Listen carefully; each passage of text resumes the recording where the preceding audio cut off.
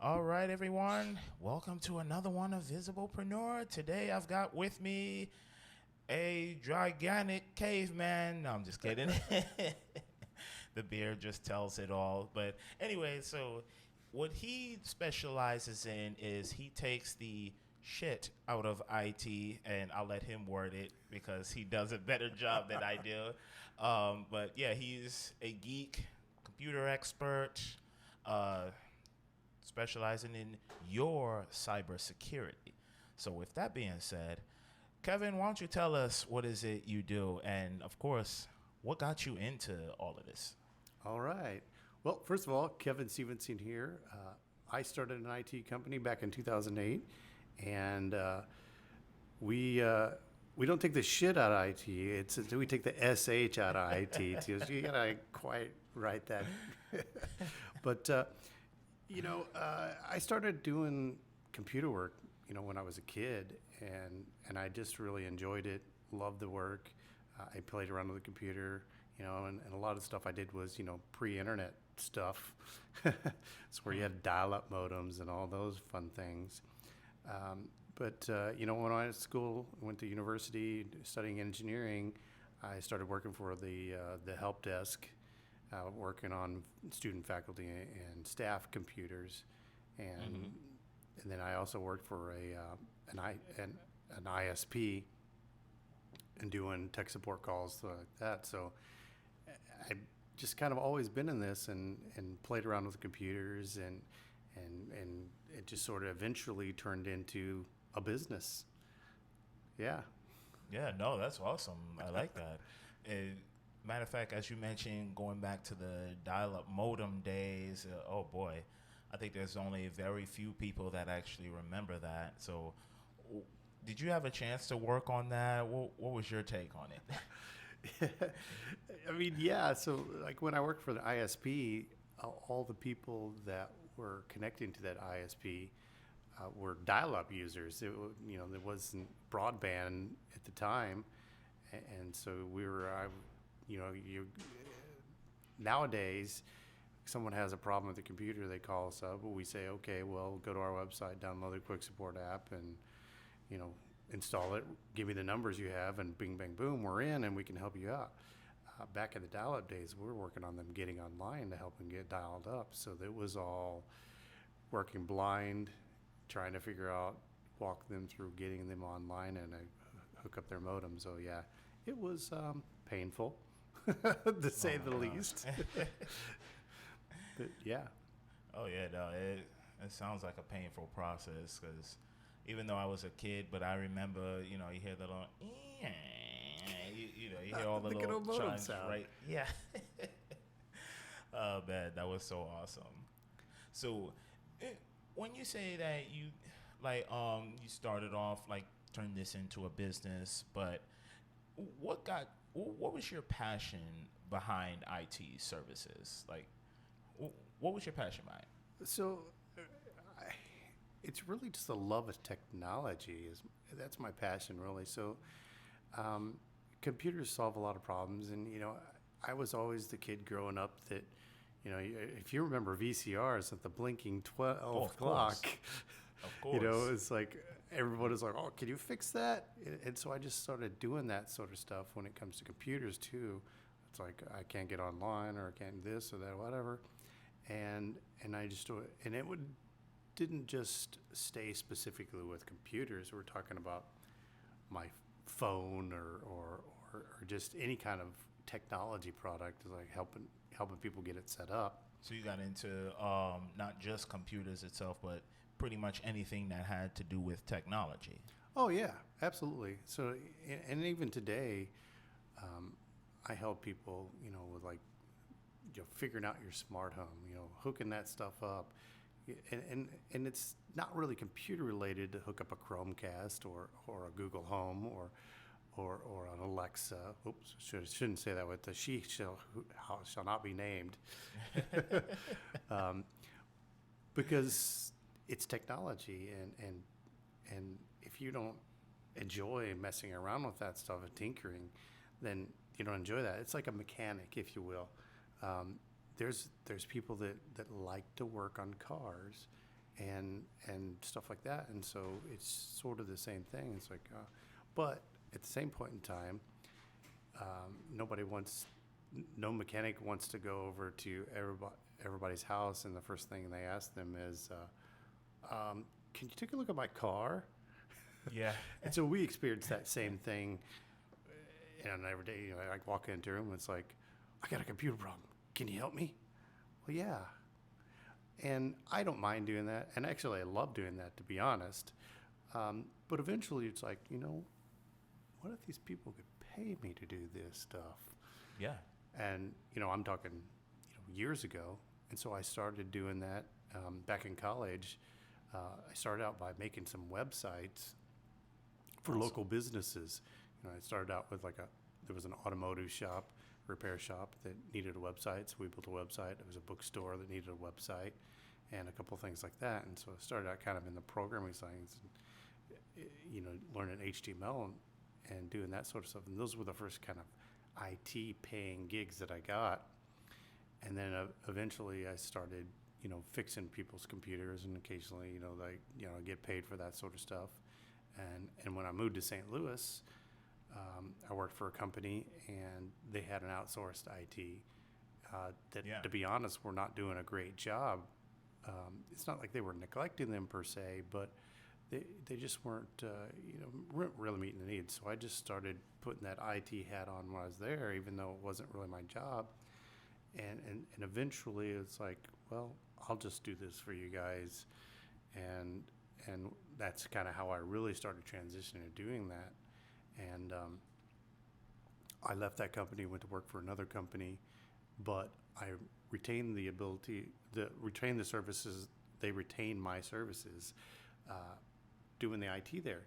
And eventually, I decided that I was just going to go out on my own and do this and pick up other customers. And that's sort of how that's exactly how I got into this position. And, fast forward, that was 2008. So, we're a couple years into this now, and I'm still here. Yeah, no, that's excellent. So you definitely got an extensive computer / IT background. So yeah, that's awesome. I love that. So another thing I wanted to ask is you like you mentioned before, you have customers that they come in and they bring you like their computer. Hey, something's wrong with it, and obviously you gotta diagnose it, but typically if you've run into like different viruses or so, like how is it you're able to help them resolve the issue, not just a virus but like in general? Well, what it really comes down to is problem solving skills. And so my employees, that's one of the things I stress a lot with them, and I'm sure they could attest that it's, take a big problem, break it down into small individual things, and solve it. And then I practice what I call, the scientific method, which, if you're familiar with that, if you're doing an experiment in science, you want to have a control group and then your experiment group, and you want to change one thing and see how it affects it. So like, when you're diagnosing a problem with a computer, you want to change one thing at a time in order to fix that problem. So you change that thing, does it fix it? Yes or no. And you move on to the next thing. If you change 5 things, then you don't know which one of the 5 things fixed it. Right. Yeah, no, that's pretty easy in itself. Matter of fact, kind of a perfect case and example, a previous job I worked at, and I'm pretty sure you probably have a little bit in this as well too. There was a printer that I had to take apart for a restaurant franchise, and the different components of there, besides having the motherboard, the print head, of course the wires for the circuitry, so it can tell you which problem is which. Now, by the time that you disassemble, reattach everything that's on there, then you're like, okay, maybe that might fix the problem, or sometimes maybe it's deeper in the board itself and it just might be a complete scrap. But not every customer tends to understand it. So how would you break that down? Like, hey, maybe you might want to consider getting like a new device or? Hmm. Yeah. So we encounter that sort of stuff a lot. In our industry, people will bring us a computer that's 3, 4, 5, 6, 10 years old, and they come in and say it's slow, or it's it's not acting up, or something is wrong with it, or it won't quite turn on, or something like that. And I always stress it with my guys, uh, that the two things we need to keep in mind is that, like, number one, can we fix it?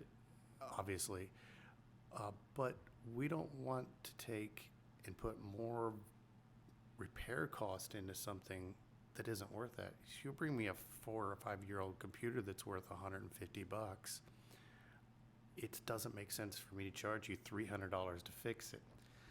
And so when we get to that point in time, where I always tell my guys and everybody, it's like, look, keep in mind the value of the device you're working on, because some point in time you're going to get into it and do a diagnostics and say, look, Isaiah, this is a wonderful Mac you have there, but if I'm going to fix the problem you have it's going to be cheaper to actually replace it with a newer Mac. And so we encounter that quite a bit, because there's a perception that a computer lasts for decades, And it clearly does not. and some people think that, but honestly, the real lifetime of a computer is about 3 to 3.5 years Interesting. Wow. before it becomes cheaper to replace than it does to repair. And then things like hard drives. So hard drives, keyboard. When you're talking laptops, it's hard drives, keyboards, and screens that go out at the back of it. Anything that has a touch screen on it is a lot more expensive to work on that screen, because to take that apart, you need to use a heat gun to separate that, because it's glued together, and it becomes expensive. Yeah, absolutely. I've never done any soldering myself, so I can say, all right, I don't have to worry about the little microchips on the board or anything like that. I will say, though, is when I have taken a look at a few computers, because, like, for example, mine that I use currently, the one that I had was pretty old. I think it was probably about maybe 6 or 7 years old, and I knew it just wasn't worth fixing. And I had oh man, I can't remember the exact problem it had. Oh, it just wouldn't boot up anymore, and they just told me that, okay, the RAM is just, it was bad, but not just on the stick, on the board itself. So I said, ooh, okay. But yeah, anyway. Yeah, absolutely. Computers, it's all getting more complicated, to be honest. I tell you, one problem that is actually gotten a lot less is viruses. It used to be a couple years ago, and I test this to actually Windows 10. When you had Windows XP and Windows 7, we used to do a lot of virus removals. And Yeah. when it comes to Windows 10, we rarely have virus issues. It's a much more secure platform, and so the percentage is just way down on the viruses. And plus, Windows has now it has antivirus built into it, which is pretty decent. So that's one of the things that's kind of changed in the industry. But there are other threats out there. Security is a big thing with people and losing their identity, and social engineering to get access to people's accounts and things like that, which aren't exactly computer related, but they are in that realm. So we spend a lot of time with our clients talking to them about how they can safely navigate the internet, how they can secure their passwords by using a password manager, for example, and do that in a cost-effective way.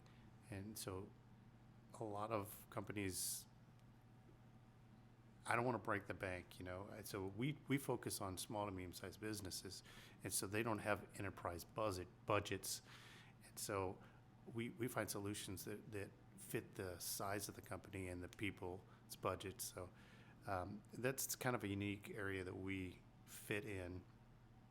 Yeah, no, that's really amazing.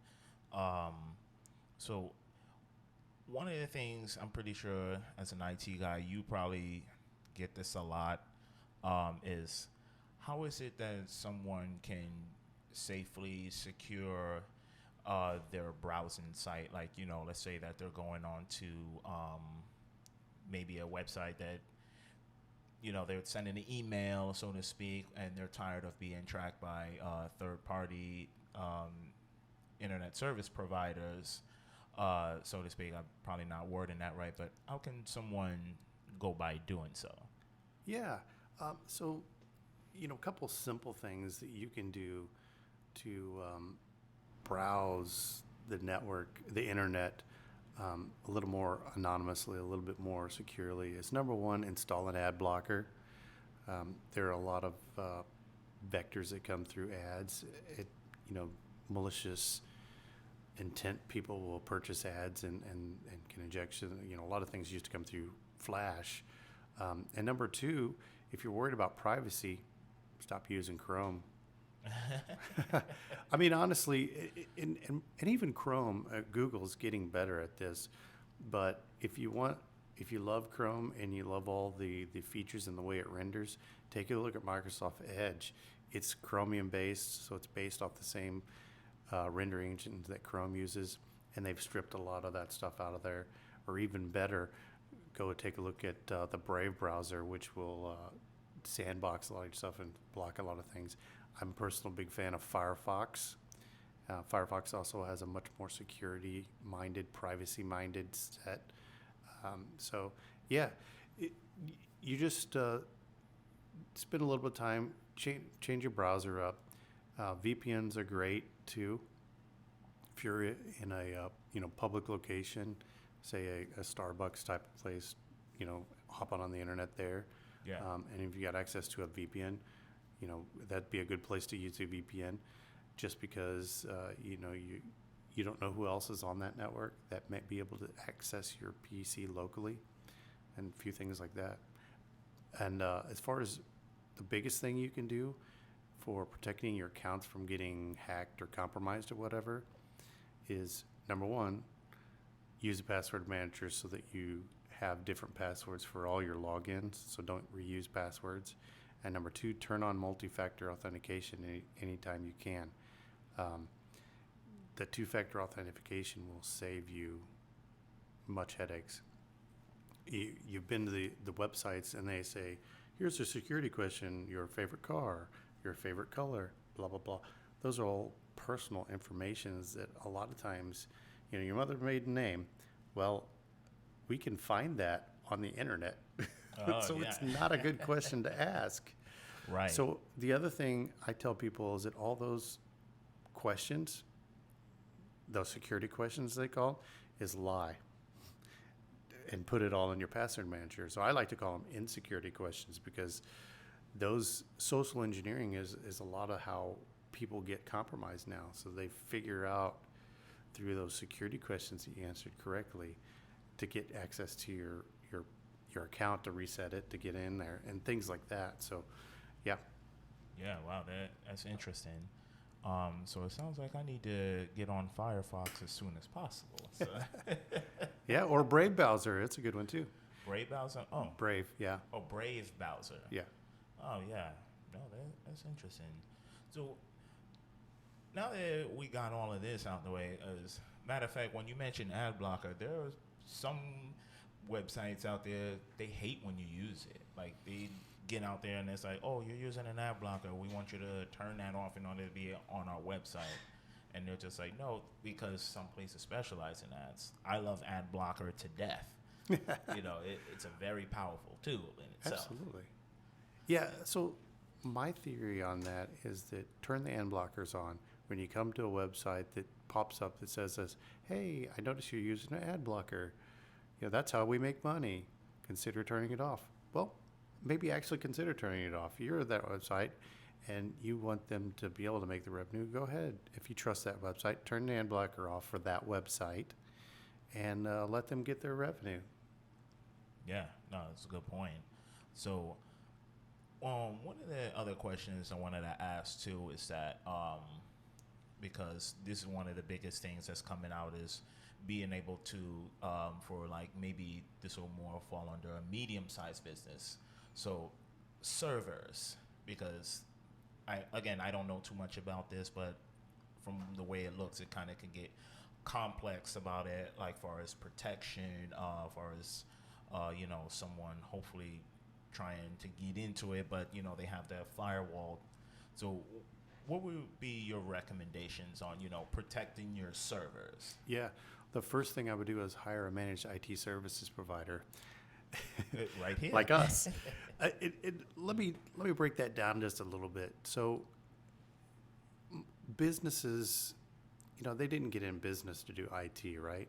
So 9 times out of 10, you get this server, it's a file server or it's a QuickBooks server or whatever piece of software that it's running to help your business.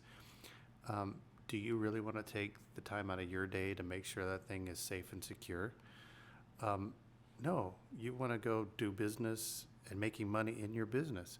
So you hire a company like us that will put our remote monitoring software on there. We'll do regular maintenance on it. We'll do security checks on it, and we'll make sure that everything is all the Windows updates are installed, or all the updates are installed on there. If you have like a hard drive that's going bad, we'll get a notification. It'll automatically go into our ticketing systems, and we'll take action on that. So we, depending on the situation, we might call you up and say, "Hey, Isaiah, our monitoring software says your hard drive's full. We can get you a new one. We can clone that, put you a new one in there, get you more space, or we can help you clean up the space so you can get that, or move that data off to another drive, or maybe the antivirus will pop in a ticket that says, hey, I found some threats. I removed them, I quarantined them, but it'll put a ticket in, and we'll go in and we'll take a closer look to make sure that everything is good, that everything was cleaned up properly. And so we can do things like on, say, your firewall side, we can install intrusion detection software that it's looking at those packets coming and going and looking for malicious activity or suspicious activity, and we can be ahead of that problem. So what we practice, what you get from a MSP is proactive IT. So we get there and get the problems before they become a problem for you. And so it actually ends up saving you downtime. So if every time you have a computer problem, you have to wait for that problem to happen, and your computer goes down, you have to call your computer guy, and then they have to come out there and get it fixed, and you might lose a half a day. But say on the other situation where you have an MSP like ourselves, we'll have installed some monitoring software. We'll start getting diagnostics reports that says, hey, you're having a problem with your hard drive, before you can actually notice it, and we can get in there and get ahead of the problem, schedule a time to get the hard drive replaced that doesn't interfere with your regular work schedule, and you don't miss a day. Yeah, that's awesome. I love that. So last, I want to ask, and how does someone get in contact with you? As also to give the plug for your YouTube page as well. Sure, I'd be happy to. So we're Phased Logix IT Services. We're located here in St. Charles, Missouri. You can find us at our website at getmethegeek.com. And if you want to go to my YouTube channel, you can just search for Phased Logix IT Services, or you can go to youtube.getmethegeek.com, or you can call us at 314-485-9888, and we'd be happy to help you out. All right, awesome. So I'm glad to have you on here, and thanks for taking the time to let me interview you. Yeah, thanks for having me. Oh, yeah, absolutely. And for those that's out there, please don't forget to like our Facebook page, subscribe to our YouTube channel, and give us a check out on Anchor as well, too. we get distributed to multiple platforms: Spotify, Apple Podcasts. There's a few others that, again, I still can't name off the top of my head. I'll get it one day. But yeah, with that being said, thank you so much again, Kevin, and thank you to the viewers that's out there, and take care.